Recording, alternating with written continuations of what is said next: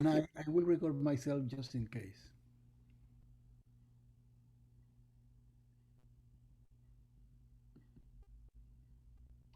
Okay. So, so the idea is I will first introduce the development process of classical singular integrals all the way up to the Calderon-Sigmund class of singular integrals. In just a very brief introduction, and then we will do the same through the looking glass to the Gaussian singular integrals, and then we will discuss what I call general and general alternative Gaussian singular integrals. And finally, we will mention the properties, the LP properties, and the weak one properties with respect to the Gaussian measure and also the Gaussian Lebesgue space, variable Lebesgue space. Okay. Well, singular integrals are one of the most important operators in classical harmonic analysis, and I want to try to justify uh, why is that? I mean, and why this is a natural type of question. When you go to a measure theory course, one very important inequality is Young's convolution inequality that says that if you have a P between 1 and infinity, LP, F in LP, and G in L1, the convolution is in LP. Right? That, well, is just this. So therefore, if as long as you fix a function G in L1, you define a linear transformation through the convolution, right? And is LP bounded thanks to the Young's convolution inequality. So of course the question is what happens if G is not in L1? Well, can you still prove that, say, a convolution operator defined like that is in LP? And the answer is probably, depends of the properties of G. Of course, and this is what I mentioned already, why do you want to do that? I mean, why is that needed? I mean, why get life so complicated, right? Well, here is a nice and classical example. For instance, singular integrals appears in the proof of the LP convergence of Fourier series. Why? Well, uh, um, if you have a function in L1 of the torus, or if you prefer 0, 2 pi or negative pi pi, you the Fourier idea was, well, you can expand your function with the trigonometric basis, where the ck's in this complex notation are the internal product of the function against the conjugated. Right? So it was known, and for instance, this is what appears in when you teach a course in partial differential equations, that you need if you want to prove pointwise convergence, you need to restrict your functions a very small set. For instance, the first analytic proof of that was Dirichlet, and he proved that if the function is continuous, monotone, then you can have it.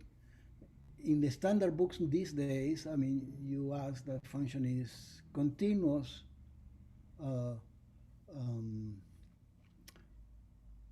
with I mean, piecewise continuous with piecewise continuous derivative. So that with that you can prove pointwise convergence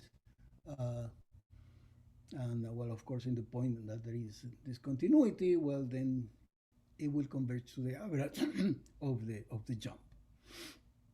But if you want to go beyond that, then you need to get some different notion of convergence, right?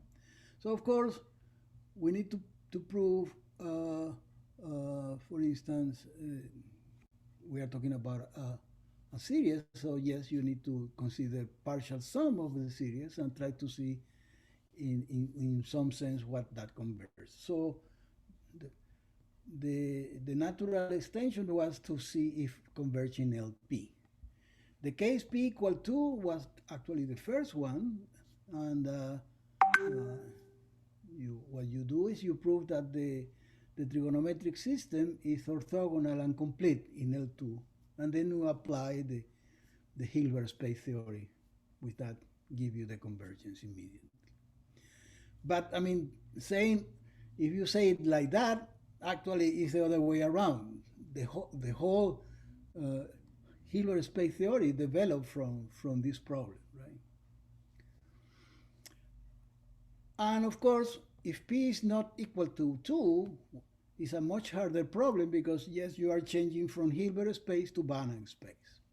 And then there is where the harmonic analysis, the tools of harmonic analysis get into play.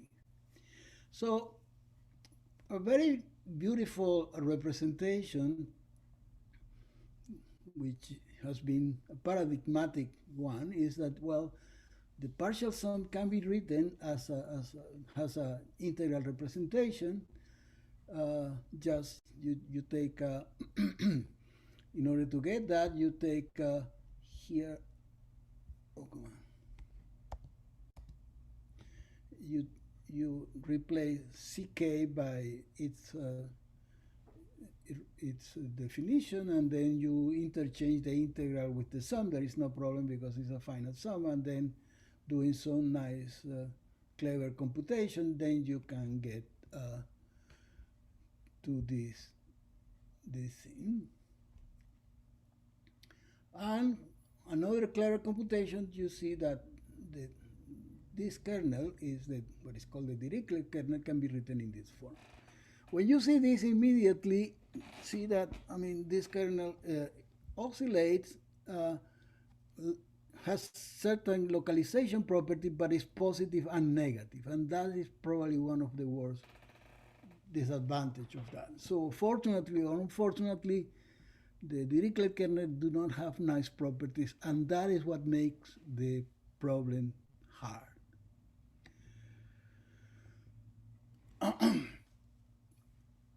It can be proved, and it's an if and only if, that the problem of convergence of the partial sum to F in LP is equivalent. And the equivalence, in one way, you need to use that the trigonometric polynomials are dense in LP, and in the other side, you need to use the famous Banach-Steinhaus theorem to prove that the partial sums happens to be LP-bounded operators. And this is what you do. You prove this. Since the Dirichlet kernel has bad properties, you use this little trick that average the partial sum with the previous partial sum, and then what you get is Sn minus the two final terms. And it can be proved that, well, then this Sn has that the kernel is the average of the Dirichlet kernel, and then it can be, you can write this in this form, and then you can split, sorry, this is a minus here, you can split this in these two parts. And this is exactly the point in which, sorry, no, this is not a minus. you can prove that this is equal to this, and now you use just the the trigonometric identity to write it this sign nt. Well, you need to change. Oh, you have to put the convolution in the other side. I'm sorry, and then you can write it like this. And this is the important part, because yes, here you can see that you are convoluting this function f of t cosine nt and this function f of t sine of nt with 1 over 2 tangent of 1/2 x, right? Which happens to be not integral, right? That's the point.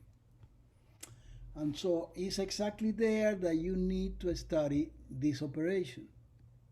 And this operation is what is called the conjugate function. Of course, the way to understand this, I mean, this blows up at when t is equal to x. You need to understand that using what is called the principal value. That is, you take t less than epsilon, bigger than epsilon, and less than t. But it's completely symmetric, and then you are integrating very carefully. This makes perfect sense because you are away from the singularity, and then you take epsilon tending to 0. This is the way to make sense out of this integral. And then, well, if you are able to prove that this guy happens to be LP, well, then well, this is bounded by 1 over p.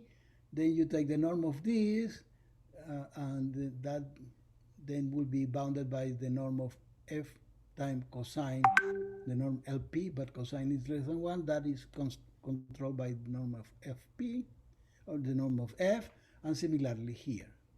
So the whole problem of the convergence in LP for the partial sum of the trigonometry of the Fourier series is based on the fact that you can prove the LP convergence of this guy. Once you have that, then you immediately get this, and then an easy computation give you that these two guys are very close, and then you get the partial sums are bounded, and then you have then the LP convergence. So this is a case that, is a very classical one in which you see that you need to understand this. So most of the problem then is to make sense out of this and prove the LP boundedness of this operator. The original proof is from 1920s. It was given by Marcel Ries using complex methods, because there is another way to motivate the conjugated function using Cauchy-Riemann equations. I mean, the very complex root. Since the near 0, 1 over 2 tangent of x over 2 is like 1 over x, of course, there is a twin brother of this transformation in the real line, non-periodic case, that is what is called the Hilbert transform, right? So you just change. Wilfredo, in equation 7, you want x minus t bigger than epsilon, right? Or you want to put the convolution in the f or something. X minus t bigger than epsilon, yes. Yeah. Mm-hmm. Sorry. Is that I changed the reason to the last moment I changed where the convolution was, because I have it. I wanted to make it look close to this one, but I forgot to do that. You are completely right. That was also the mistake in Misha's poster in the conference back in Caracas, by the way. Okay, so then from the conjugated function, you get the Hilbert transform in R.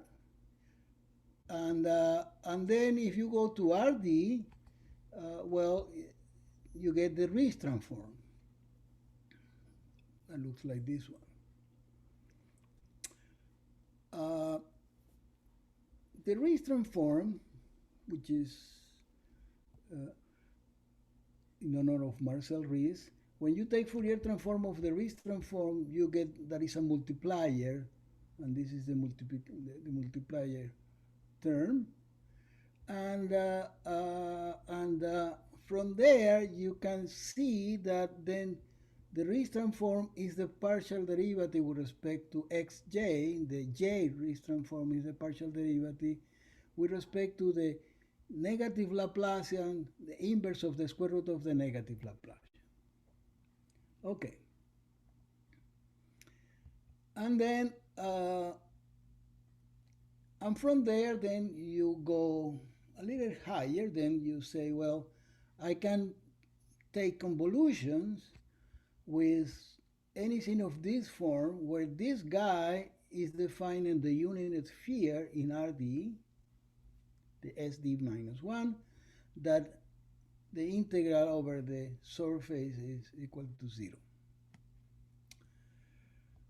Okay, so for all of these guys, and for instance, you can say, well, why do you want to go to the dimension? For instance, well, yeah, this derivative, for instance, in physics is important because, for instance, the second derivative of the Newtonian Laplacian happens to be also a singular integral. So it appears in a lot of places. Then finally, I mean, and all of this, of course, once you are out of the torus, you need to have different methods of the complex method that are used by Marcel Ries. So Calderon and Alberto Calderon and Anthony Sigmund developed what is called the real method, and the famous Calderon-Sigmund decomposition. And with that, you can prove that all these operators happens to be LP bounded for P bigger than 1, and in the case of P equal to 1, are weak 1, what is called weak 1, 1. And finally, you could say you can go even beyond convolution, and then you have a class of Calderon-Sigmund operators in which the Calderon-Sigmund kernel is a kernel, not necessarily a convolution, that satisfies these two estimates. And then you can prove that the principal value of something like this is LP bounded. If, for instance, you start with a continuous extension in L2. And these are this is the real method by Calderon and Sigmund. Okay, so let's go through the looking glass to the Gaussian case. And in this case, instead of the Laplacian, the natural operator there is what is called the Ornstein-Uhlenbeck operator. There is good news and bad news. The good news is that, I mean, the Laplacian was self-adjoining, formally self-adjoining L2, well, the Ornstein-Uhlenbeck is formally self-adjoining L2 of the Gaussian measure. A good news, though, is that the Hermite polynomials are eigenfunctions corresponding to this eigenvalue. So this differential operator has a point spectrum only, and that's very good.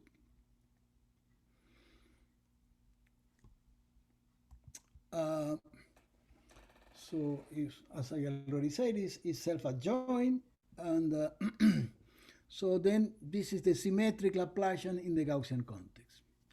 The bad news, though, is that if you consider the derivatives, what we call the Gaussian derivatives, well, this in harmonic analysis there is always a 2 pi fooling around that you don't know where to put it. Well, in Gaussian case is the 2 or a square root of 2. So normalizing, if you consider basically the derivative, well, the derivative is not symmetric nor antisymmetric. In the case of, in the Lebesgue case, the derivative is antisymmetric, right? It's just the integration by part trick, right? Here is not symmetric nor antisymmetric, and the formal L2 adjoint is this guy. This in quantum mechanics, and I don't know much about it, but this is the derivative is called the annihilator operator. Well, at least you can see that in the polynomial because reduce the degree in 1. And this is the creation operator because, yes, you are multiplying by x. You increase the degree.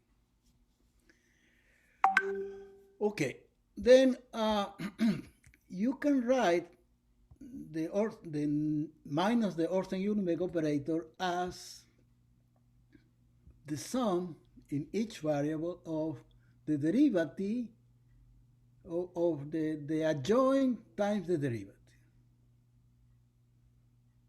right? And this is one of the source of a problem, right? So going back to what I said about the Riesz transform, and this is where I started working back when I was a graduate student, the Riesz transform happens to be the derivative of the inverse of the square root of negative Laplacian. And then from there, that is a very key idea. Then you say, well, if everything is correct, the Riesz transform in this case, you take negative the Orten-Uhlenbeck, the inverse of the square root of the Orten-Uhlenbeck operator, and take the Gaussian derivative. Right? So that is, so this guy is what is called the Gaussian Riesz potential of order 1/2. And this guy, as I said, is the Gaussian partial derivative with respect to AI. Okay. So one thing that we are lucky here is that we can see what is the meaning of this. Well, the meaning of this, we can just go over the Hermite operators and see what is going on. So yes, then because of the action of the functional calculus here, you can see that the action of the Riesz transform in the Hermite polynomial of degree nu will be 1 square root of 2 over the the norm or the modulus of nu j, the Hermite polynomial of degree nu minus ej. So you subtract in the corresponding order 1, right? And it can be proved that the Riesz transform can be written in this form, and this is the kernel, which is not, it doesn't look like a user-friendly kernel, and it's not actually, but it is what it is, right? I want to make a notice of this term here. I mean, you can see that it's exactly what is in the denominator, in the exponent here of the exponential, and that will have some consequence on this term. So yes, we can get an integral representation of this guy, and this was considered in 1969 by Benjamin Mackenhoff, a student of Elias Stang, that they started in 1966. All these things about harmonic analysis with respect to orthogonal polynomial expansions. They did the first case that is a long paper in the transaction using the Gegenbauer polynomial, and they did, at least in one dimension, basically all the theory that you would like. So in one dimension, using a technique based on what is called the Nathanson lemma, Mackenhoff proved the LP continuity of this transformation. And in 1984, Paul-André Meyer uh, um establish the LP continuity in D dimensions using probabilistic tools, the Burkholder-Gandhi inequality, among other things. Um, and this is precisely what the Dan Struck was aware. Of course, in probability, they don't really, at least at that time, they were not really considering that explicitly as a singular integral. And so this is what they prove. Okay, Gandhi obtained another proof of this inequality using, again, Brownian motion and a notion of what he called background radiation in 1988. And Gilles Pissier got also another proof using the method of rotation and transference method. So, as I usually say, everybody have proved this, including me, right? So, part of my thesis was prove this using real analysis methods, right? What nowadays are called kernel method. So it's just looking at the kernel and chopping down this integral in several pieces, trying to prove it. Or as Gandhi once said, well, that's the macho way. Okay. Of course, there are big difference in this case respect to the constant. Sorry, there is another mistake here. There is a constant here. That these are not construction. There are missing constant here. That's a typo. Sorry about that. And this is one of the problems that the proof used the Paul-André Meyer, Gandhi, and even Pissier, the constant that appears in the boundedness are independent of dimension because are basically using probability. When you try to do that using studying the kernel directly, independent of dimension is a long shot. And okay, of course, in harmonic analysis, there is an area that is very close to probability, which is Littlewood-Paley-Stein theory. And using that, in 1994, Christian Gutierrez got a proof with constant independent of dimension using the analog of the G functions in this context. And in 1996, Sonsoles Perez and Fernando Soria, Sonsoles Perez was a PhD student of Fernando Soria, got again an alternative real analysis proof starting the kernel, but again the constant depends on dimension.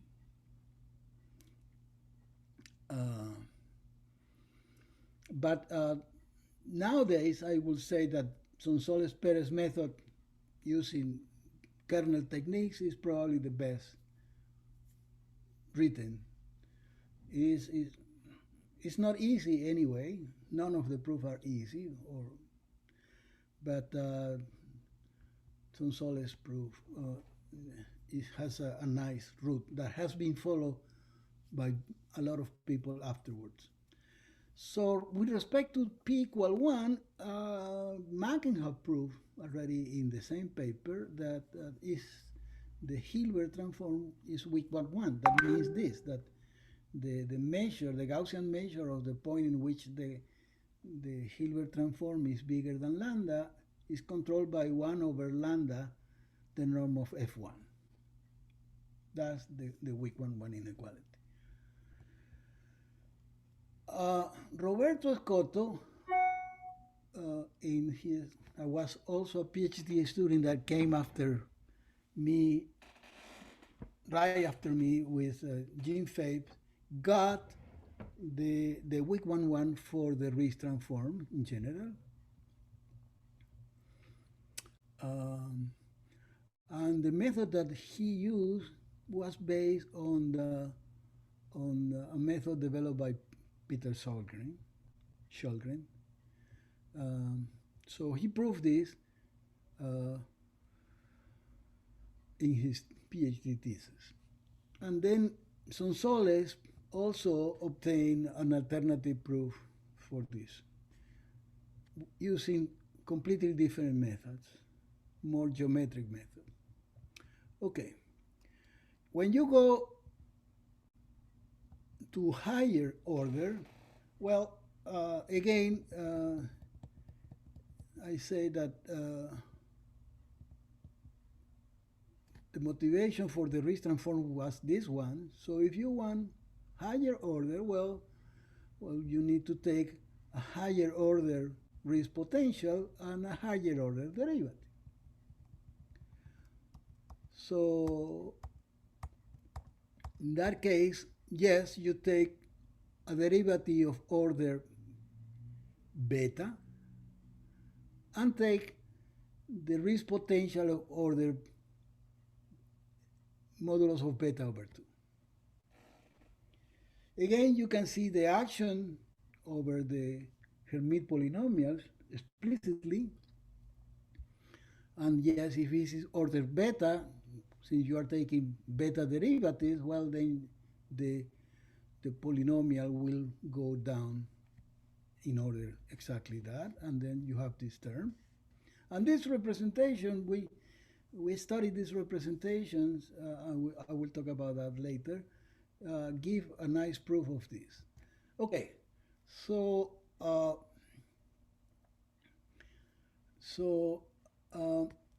the kernel, remember I said for the Riesz transform, you get this guy down here. And you can split this in two pieces, the denominator, this one, and you can see that this is the derivative of this guy once. If you take the d plus 1 over 2 this way, then you get exactly the derivative of this down here.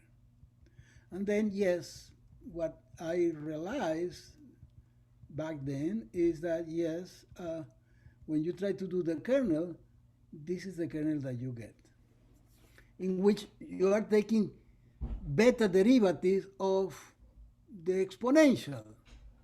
And then, well, what appears, using precisely what is called the Rodriguez formula for Hermite polynomial, is that in the kernel appears the Hermite polynomial of order beta. So this is the kernel that you have to deal with in chopping down,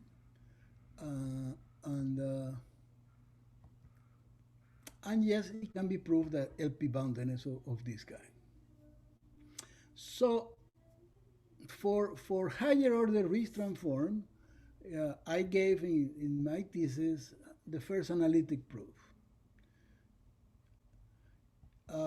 PCR extended his method of the Riesz transform to the higher order, but his method only worked for beta, the order of beta odd. For even, it doesn't work.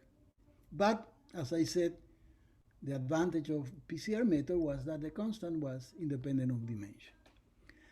And then in 1996, Gutierrez, Segovia, and Torrea extended what Gutierrez had done for the Riesz transform, and were able to prove this again with constant independent of dimension using Littlewood-Paley-Stein theory.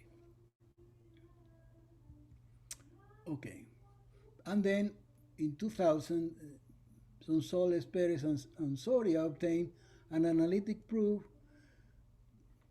with constant dependent of dimension with the same technique that they have done for the maximal function of the Ornstein-Uhlenbeck. Okay, and then in 2001, Liliana Forzani, Roberto Scotto, and myself obtained a very simple proof based on exactly this explicit representation. From here, what you can see is that basically this guy, if you compare this guy with an iteration of Riesz transform, uh, iterated this exactly this order. So you compare this guy with the iteration of Riesz transform order one more than once, right? Between them, there is what is called a Meyer's multiplier. So with that, we got a proof that is,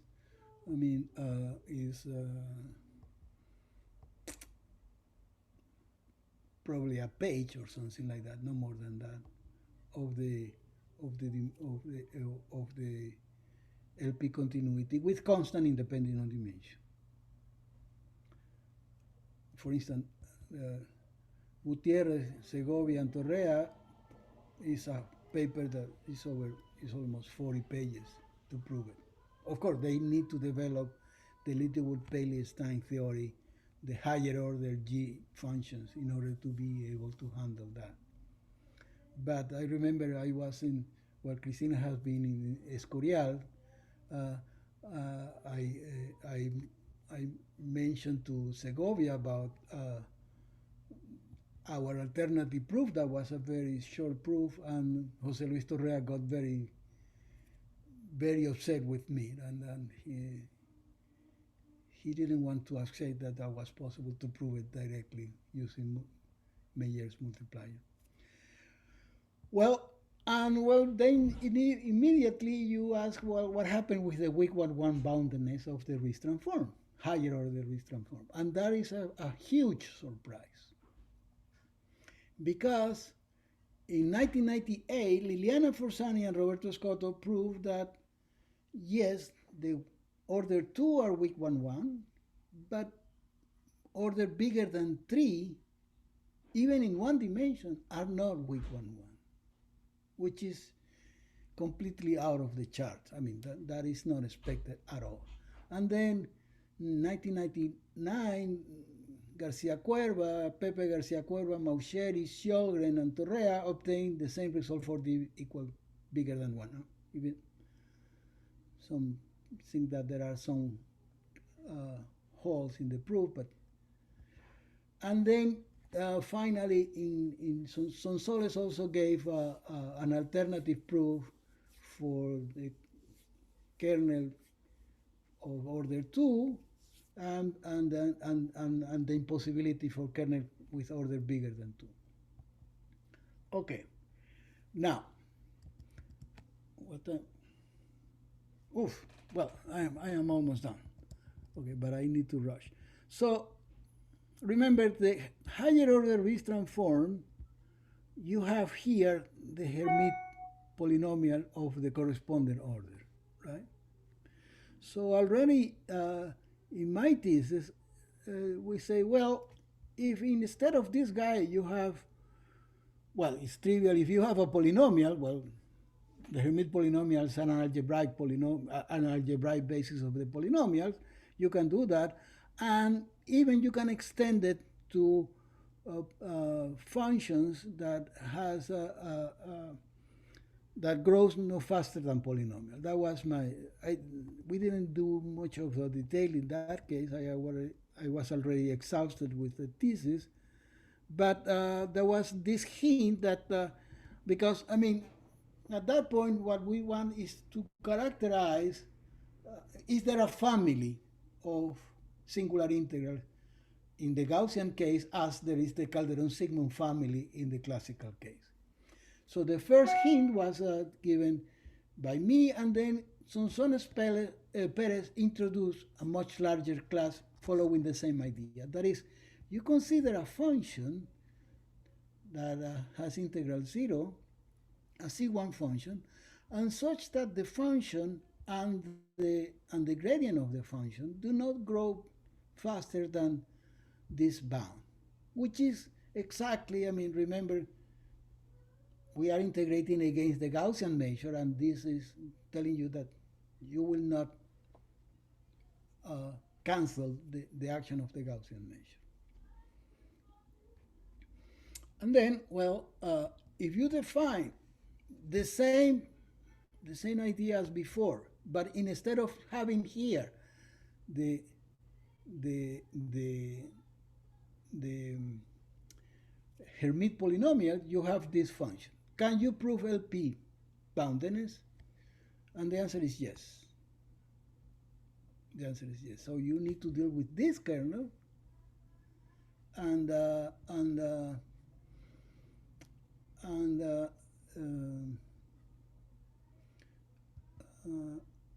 it's possible. And nowadays the Sonsoles proof is now the kind of the standard, right? As I said, I mean, this condition 38, I already have some hints about that when the function f has at most polynomial growth. Okay, and of course, if you take f equal to the Hermite polynomial, yes, you are back to the higher order Ristrand form. So these are, so in 2001, Sonsoles Perez proved this.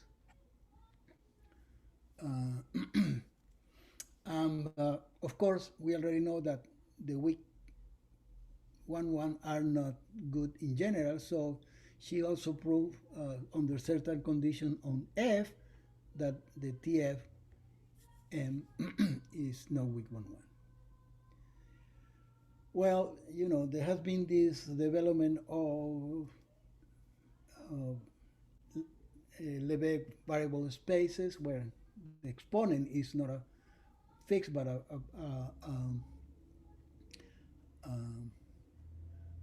a function.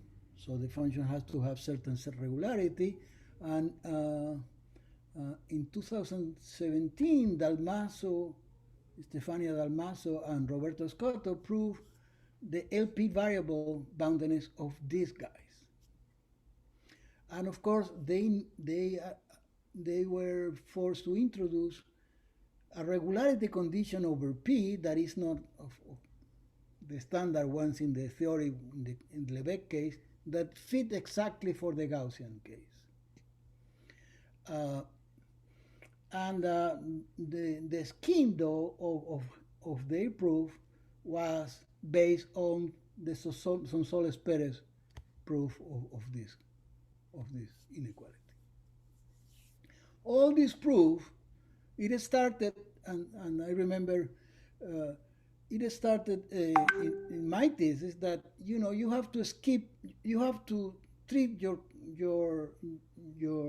kernel carefully enough, and you split in nowadays term, you split in two parts, right?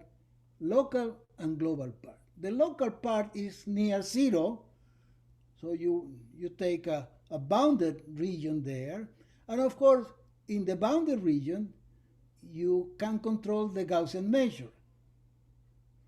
So the Gaussian measure is controlled, and then, well, is essentially a multiple of the Lebesgue measure. So morally speaking, in that region, what you see is a classical singular integral.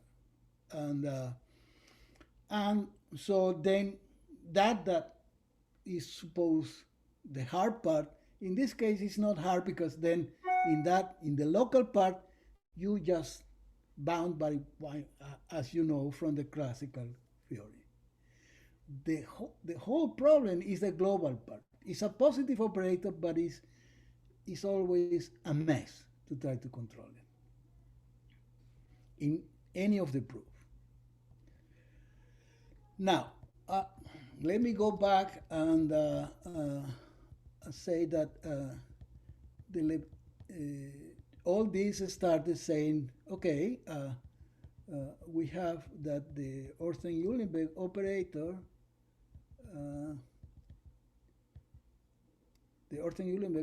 can be written in this form. But this is not symmetric. So a natural question is, what happens if you change the order here, right? So an incredible turn of the events was given by Hugo Aymar, uh, um,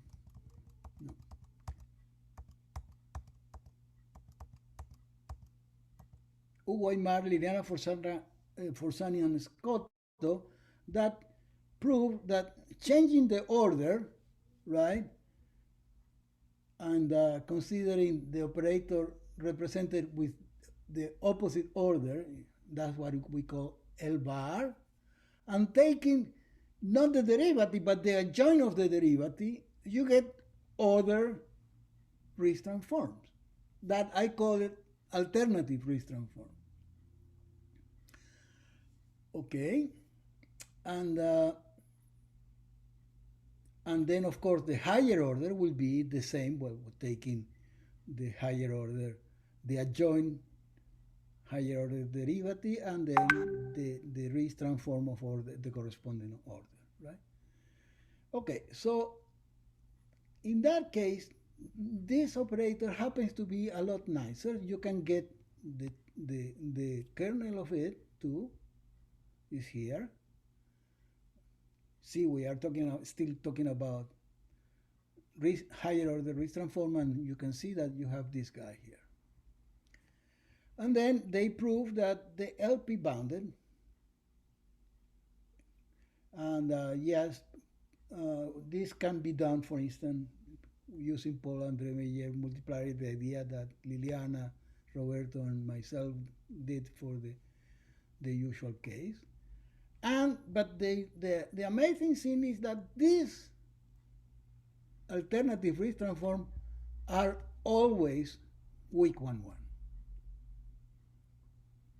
And so this works good.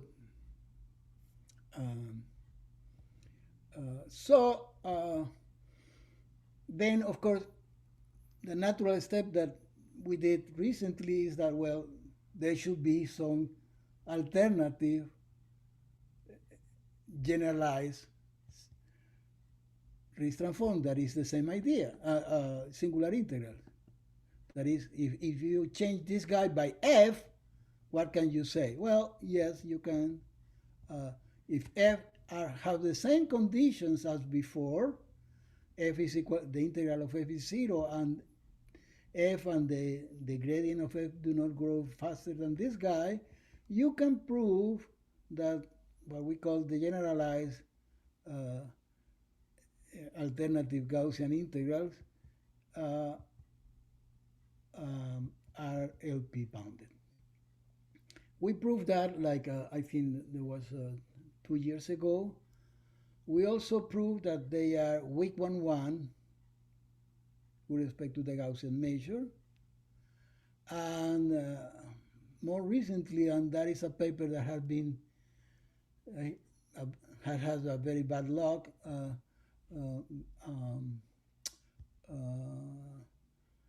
Well, I will talk about that. I still have 5 minutes. Okay, so we follow Dalmaso and Scotto approach. We prove first that the maximal function of the Orsen-Uhlenbeck semigroup is LP bounded with LP variable.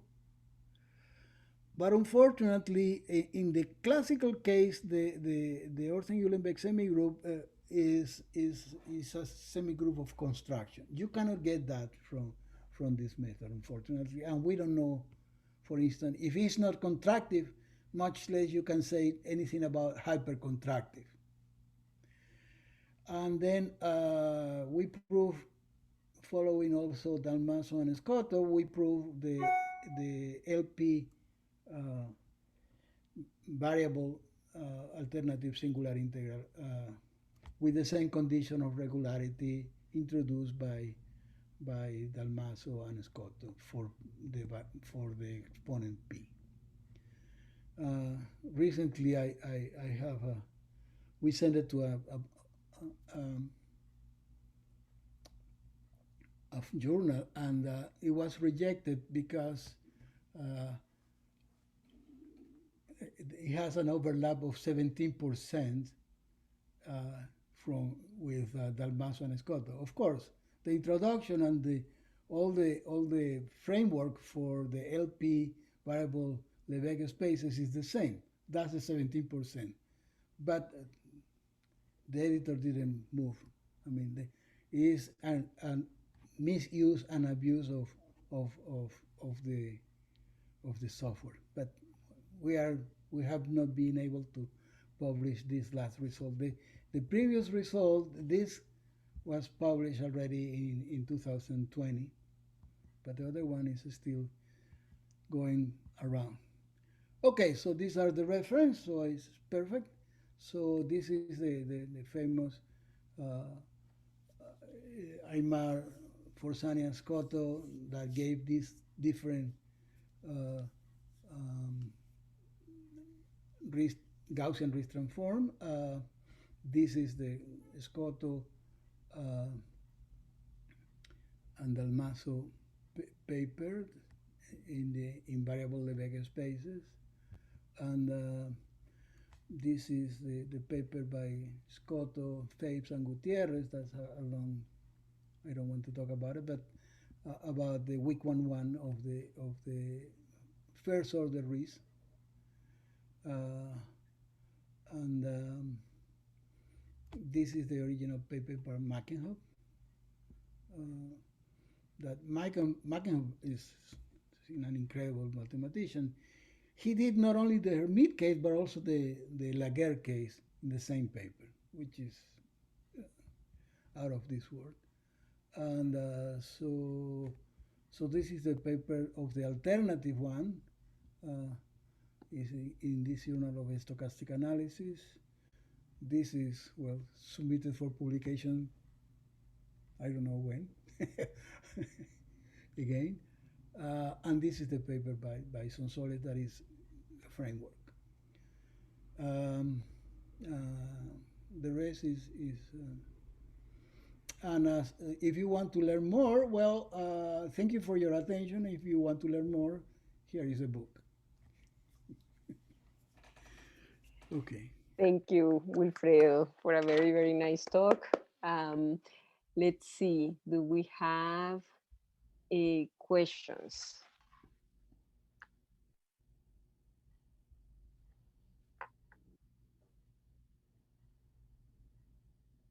I have questions, but somebody else wants to. So, can I ask you, Wilfredo? Yes. I'm sure somebody has done it. So does it? Has somebody studied like weighted inequalities for the? Do you have some Gaussian AP or classes or something like that, or? There are. I mean, it has been very complicated. I mean, but I know that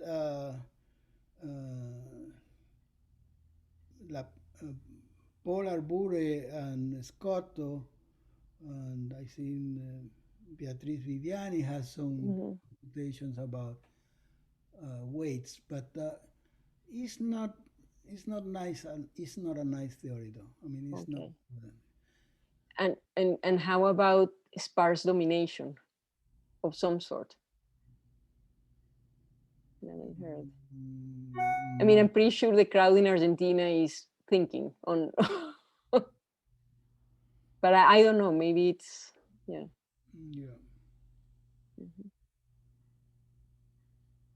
Maybe it's not the right thing to. I mean.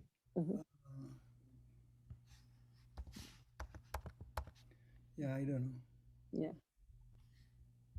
Well. Yeah. So. Oh, Roberto Scotto was here. Oh. Roberto, where are you?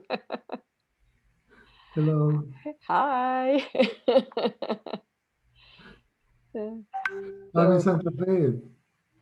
You're in Santa Fe. Yes. Very good. So Santa Fe, Argentina, for those of you who... Yes, you're right. Because not Santa Fe, New Mexico. Yes, you're right. No, not there. Santa Fe is the capital, actually, in New Mexico, no? But No, okay. And Edward Nava is one of my collaborators. He's in Venezuela. and Eduardo Navas. Hi, hola. Welcome. So where are you, Edward? Eduardo, ¿dónde estás? Venezuela, ¿Pero dónde? Falcón. En Falcón, eh? I'm not asking just, I mean, it's not, okay. En Coro. No, punto fijo. Punto fijo, okay. Very well. Well, any questions for, any further questions? Ebner is here too. Oh, yeah. Oh my gosh, Ebner. Where are you? No te oímos. We don't hear. It's in Ecuador. In Ecuador, so we had the crowd from Latin America. Venezuelan diaspora. Very good. Well, I put my T-shirt from the Universidad Central de Venezuela. ¿Sí? Wow. UCB. Very good. So let's give Wilfredo another round of applause, and thank you very, very much for a great talk. There is no analysis seminar today. This was it. We have an analysis seminar next week on Friday, and it's going to be Joe Lakey. Is it Joe Lakey? Tomorrow, you mean? Or No seminar tomorrow. okay. Next week, only on Friday, no colloquium. And if the crowd from Latin America wants to hang out a little bit, we can chat for a little while. Bye. Thank you for your attention. No te vayas, Wilfredo. Okay. I know my advisor in Denver was Guatemalan. I don't know if that's. Who was him? Alvaro Arias was his name. Alvaro Arias. Arias. No? Okay. Yeah, big continent. Yes, indeed. Well, goodbye. Bye. Bye. Bye, Lihan. Thank you, Professor. See you soon, I hope. Take care. Probably see you. When is the analysis, the EMS? In October 23 and 24. Okay. Hay como 3 sesiones de Harmonic Analysis. Ok, bye. Bueno, podemos hablar en español. Los latinos. Los latinos, muestren sus caras si tienen band suficiente. Ahí estamos. Bueno, bienvenidos a Albuquerque.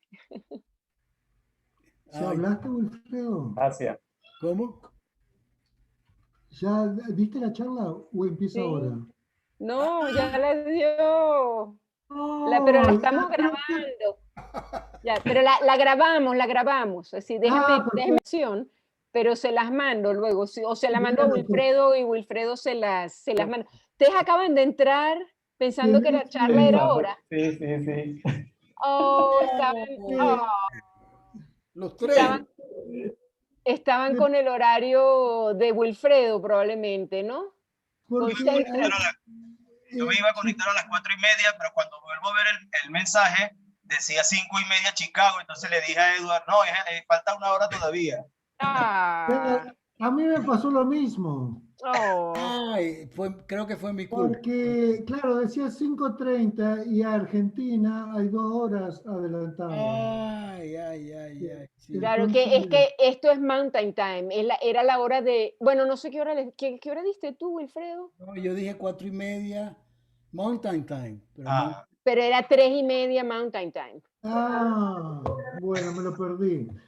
Pero bueno, Wilfredo les manda. Bueno, perfecto. Pero Roberto, entonces. es más, te mandas más transparencia, pero me mandas tus transparencias, porque Roberto dio una...